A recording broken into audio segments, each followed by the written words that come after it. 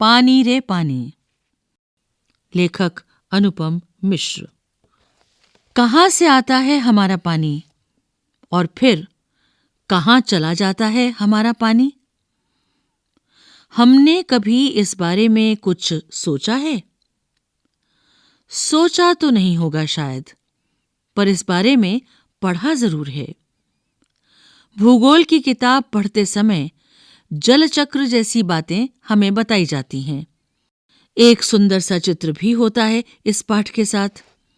सूरज, समुद्र, बादल, हवा, धरती, फिर बरसात की बूंदें और लो, फिर बहती हुई एक नदी और उसके किनारे बसा तुम्हारा हमारा घर, गांव या शहर। चित्र के दूसरे भाग में यही नदी अपने चारों तरफ का पानी लेकर उसी समुद्र में मिलती दिखती है।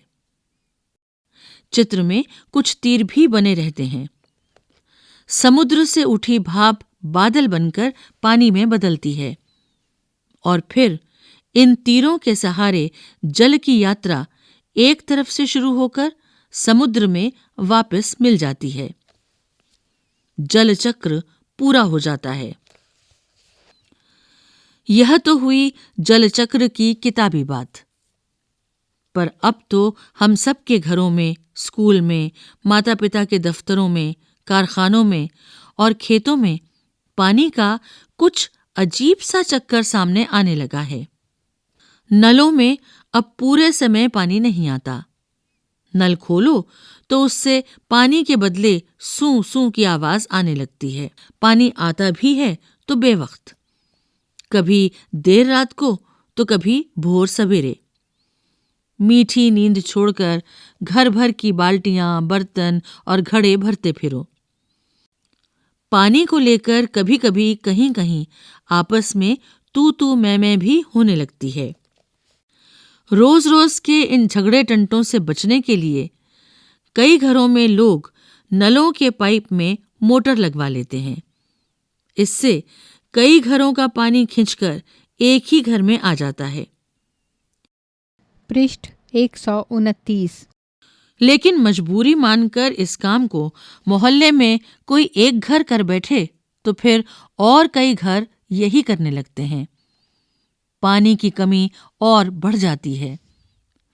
शहरों में तो अब कई चीजों की तरह पानी भी बिकने लगा है।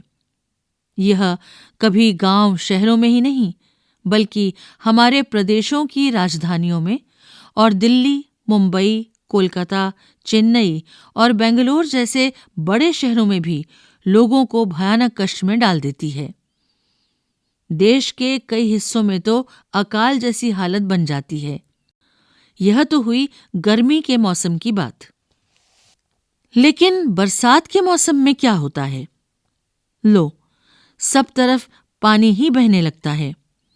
हमारे तुम्हारे घर, स्कूल, सड़कों, रेल की पटरियों पर पानी भर जाता है। देश के कई भाग बाढ़ में डूब जाते हैं। यह बाढ़ ना गांवों को छोड़ती है और ना मुंबई जैसे बड़े शहरों को। कुछ दिनों के लिए सब कुछ थम जाता है, सब कुछ बह जाता है। ये हालात हमें बताते हैं कि पानी का बेहद कम हो जाना और पानी का बेहद ज्यादा हो जाना, यानी अकाल और बाढ़, एक ही सिक्के के दो पहलू हैं। यदि हम इन दोनों को ठीक से समझ सकें और संभाल लें तो इन कई समस्याओं से छुटकारा मिल सकता है। चलो, थोड़ी देर के लिए हम पानी के इस चक्कर को भूल जाएं और याद करें अपनी गुल्लक को।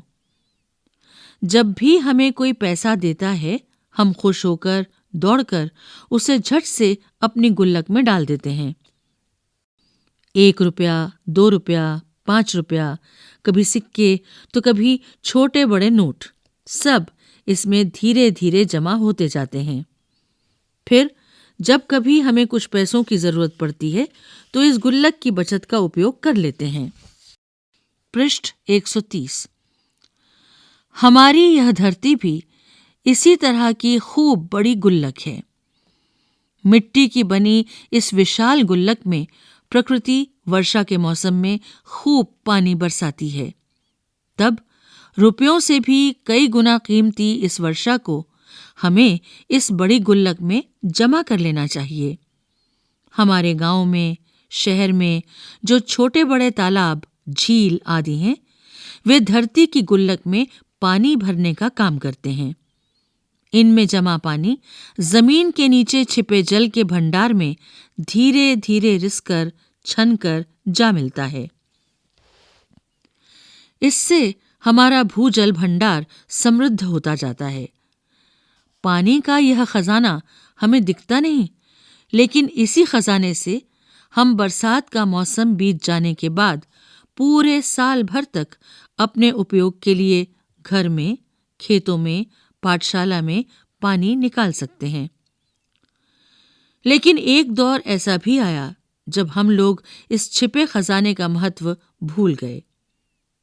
जमीन के लालच में हमने अपने तालाबों को कचरे से पाटकर भरकर समतल बना दिया। देखते ही देखते इन पर तो कहीं मकान, कहीं बाजार, स्टेडियम और सिनेमा आदि खड़े हो गए।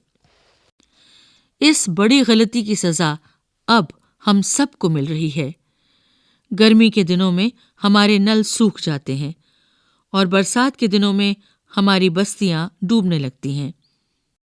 इसीलिए यदि हमें अकाल और बाढ़ से बचना है तो अपने आसपास के जल स्रोतों की, तालाबों की और नदियों आदि की रखवाली अच्छे ढंग से करनी पड़ेगी। जल चक्र हम ठीक से समझें। जब बरसात हो तो उसे थाम लें, अपना भूजल भंडार सुरक्षित रखें, अपनी गुल्लक भरते रहें। तभी हमें जरूरत के समय पानी की कोई कमी नहीं आएगी।